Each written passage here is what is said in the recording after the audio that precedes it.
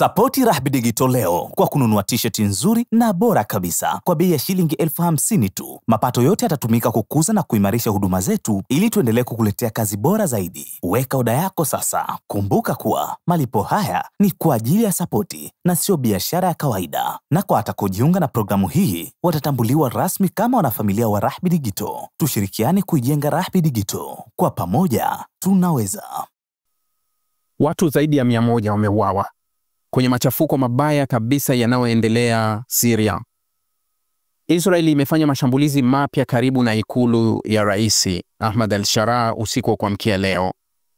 Wakati huo ikitoa onyo kuwa haitaki kikosi wala jeshi lolote kusogea eneo mikoa ya Saida, Saharanaya na maeneo mengine yanayokaliwa jamii ya Druze. Wanasema kule vikosi vyote visiende kule kwa sababu kuna kitu ambacho kimeisha pachikwa. Israeli anatumia mgawanyiko wa kiitikadi ndani ya Syria kwa faida yake. Sasa anataka autumie vizuri. Mwezi wa 3 kulitokea machafuko makubwa sana. Mnakumbuka kule jamii ya Alawit, Latakia, pembezoni mwa bahari ya Mediterranean. Wanaokadiriwa watu kuuawa ni 1700. Hawa wa Alawit ni jamii ya madhehebu kutokana na madhehebu ya Kishia ambayo Rais Bashar al-Assad ndio alikuwa anatokana na hawa. Hawa wako chini ya 10% ya population ya raia. Druze ambao Israeli kwa muda mrefu amelazimisha kuaminisha kuwa Druze ni wa Israeli. Wakati ameichukua Golani kulikuwa kuna wa Druze 1.5 ambao wanaishi upande wa pili wa Israeli, na vizazi vyao na vijana wengi wa Kiarabu unaosikia wako jeshi la Israeli ni hawa wa Druze. Kiasili ni Waarabu, lakini jamii ya Druze, hii dini ya Druze inatokana na Uyahudi, Ukristo na Uislamu. Imemega kote hii Druze, lakini kiasili ni Waarabu na wanazungumza Kiarabu. Wako sana ni Syria, ambapo sasa unaweza kusema wako Israel, lakini kiasili hawakuwa Israeli. Wao ni Syria tu. Israeli ni hivyo mega eneo la Golani ndio wakaisabika kuna Druze wanaishi upande wa Israel, lakini Druze wako Jordan, wako Lebanon. Hawa jamii ya Druze ambao walikuwa na uhasama mkubwa na serikali ya Bashar al-Assad katika kipindi chote, na hata HTS walivyobeba silaha kumuondoa Bashar al-Assad na wao walisaidiana na hili, lakini walikuwa na tahadhari kuwa kundi la HTS limebeba ndani yake makundi mengi yenye itikadi tofauti. Kwa hiyo hawa wa Druze waliadhibika kwenye serikali ya Assad na sasa wamekuja kuwa na ugomvi upande wa pili. Lakini ukisikiliza kauli zinazotolewa na serikali ya Syria ya sasa Ahmad al-Sharaa, wao wanasema kuwa wao hawana uhasama na Druze na wao wanapaswa kulinda jamii ya Druze. Wanachokerwa ni kuwa kabla wao kama nchi kuomba msaada wa jumuiya za kimataifa kuja kusaidia kwao, Israeli kajiingiza kwenda kusaidia. Yani Israeli kajipa mamlaka ya kuingia kwenda kuwasaidia Druze, hali ya kuwa Druze hawajaomba au hali ya kuwa Syria haijaomba msaada wote wa kimataifa kwenda upande wake kwa ajili ya kusaidia jamii ya Druze. Kwa hiyo sasa Israeli inajinasibisha na Druze kuwa hawa ni watu wetu. Nakumbuka mwanzo kabisa baada ya kudondoka, nakumbuka niliwaambia Israeli imetoa ofa kwa wa Druze na nikawaelezea kwa sababu Syria inatoka kwenye umaskini mkubwa sana na watu ni jamii ya watu maskini. Sasa wamepewa ofa ya kufanya kazi ndani ya Israeli kule kwenye mashamba, kwenye viwanda, sehemu mbalimbali, na hii walikuwa wanataka kureplace kati ya wafanyakazi 50,000 ambao walikuwa wanatoka upande wa Gaza na baada ya vurugu yao ili waweze kufanya kazi, nafasi ambazo kiasi kikubwa zimeishachukuliwa na Wahindi ambao India iliingiza maelfu ya wafanyakazi kwenda kuziba hiyo nafasi kwa kufanya kazi ndani ya Israel. Sasa baada ya Israeli ilifuta huu mpango wa kuchukua Druze kwa sababu ya masuala ya hofu kuwa ya usalama wa ndani, kwa sababu wangeweza vipi kuwachambua hawa Druze na hawa sio Druze. Kwa hiyo wakawa na hofu kuwa kwa sababu wa Druze wote wanaongea Kiarabu na asili ya wa Druze ni Waarabu na wa Druze wanahudumu kwenye jeshi la Israeli. Ukisikia mwanajeshi wa Israeli Mwarabu, yani ukisikia mwanajeshi mpiganaji Mwarabu wa Israeli, basi fahamu wanatokana na hawa jamii ya wa Druze. Hawa wa Druze wanaruhusiwa kuungwa jeshini na wapo, lakini Waarabu wa upande wa pili wa Palestina wao hawaruhusiwi kujiunga na jeshi la Israeli. Huo ndio utaratibu ambao wanafikia 20% ya raia wote ambao ni Waarabu ndani ya Israeli. Sasa Israeli tayari anawatumia wa Druze. Tayari Israeli amechukua majeruhi wa Druze waliojeruhiwa kwenye haya mapigano yaendelea ambao nakwambia ni zaidi ya watu 100 wamekwisha kuuawa. Israeli anachukua hawa majeruhi wa hapa wanaenda kutibiwa kwenye hospitali za wapi za Israeli, yote kuwaaminisha wa Druze kuwa sehemu yenu nzuri ni upande wa Israeli. sehemu yenu nzuri ni upande wa Israeli, sio upande wa Syria. Kitu kimoja ambacho huwa kinachanganya sana ndani ya Syria, na hata Waarabu ambao walitoka upande wa Palestina kujiunga na Israeli huwa wanachokipinga na hata kukataa kuwa wa Israeli, ni kwa sababu Israeli inajitangaza kuwa Israeli ni taifa la Kiyahudi.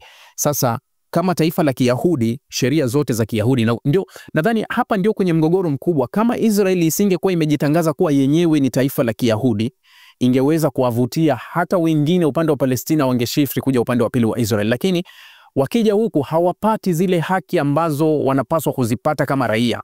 Hiyo ndio shida imekuwa, kwa wanaona ni bora tuendelee kutetea utaifa wetu ambao utatupa hadhi.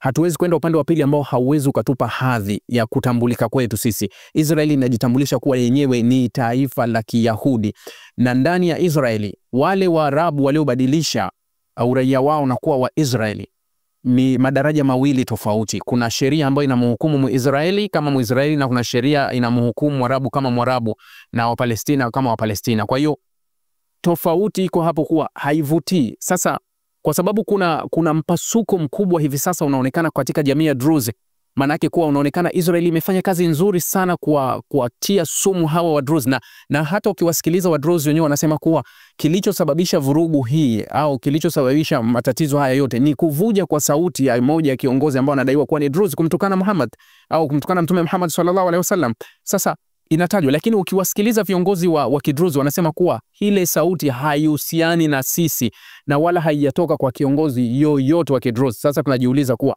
hiyo sauti ilipikwa wapi? Imetengenezwa wapi? Kwa faida ya nani? Ili iweje? Unataka ujiongeze mwenyewe kuwa hiyo sauti imetengenezwa na nani, kwa faida ya nani, ili iweje? Kwa hiyo Israeli anataka kutengeneza mgogoro ndani ya Syria ambao utakuja kumfaidisha yeye, na ambao tayari kiasi kikubwa amefanikiwa. Leo hii unaona kulikuwa kuna maandamano yamefanyika kule Palestina. Hawa wa Druze pia wako upande wa Palestina, wako pia Jerusalem.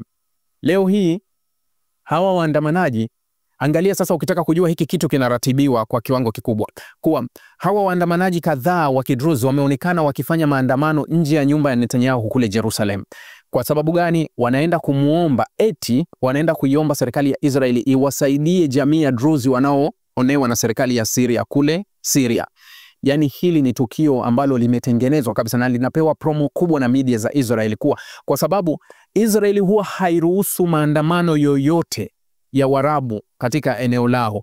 Fikiria tu maandamano yanayoandamanwa pale ndani, mfano maandamano yaliyokuwa jana ya Mei Mosi ilikuwa ni maandamano ambayo Israel pia ilikuwa ikiadhimisha miaka 77 toka kuondoka, ambayo iliahirishwa. Waliandamana jamii ya Haredi ambao ni wa Orthodox, ultra Orthodox, wale Wayahudi. Waliandamana kupinga mwenendo wa serikali ya Israel inachofanya.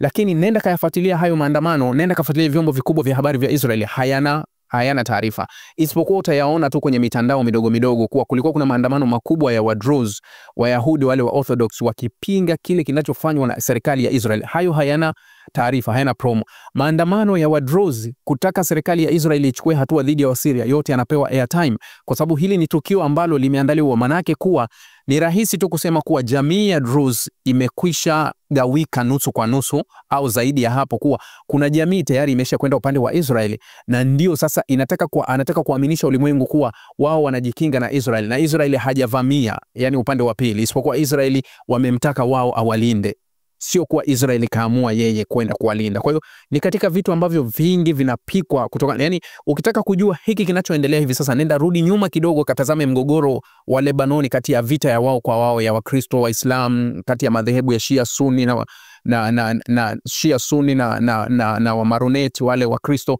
Vita iliyopigwa miaka ya 70, asili yake mgogoro ulipoanzia na ile chuki ilivyopandikizwa, ndio utaelewa nini kinachokuja hivi sasa au nini kinatafutwa ndani ya Syria. Jamani, nimezungumza sana Asanteni sana.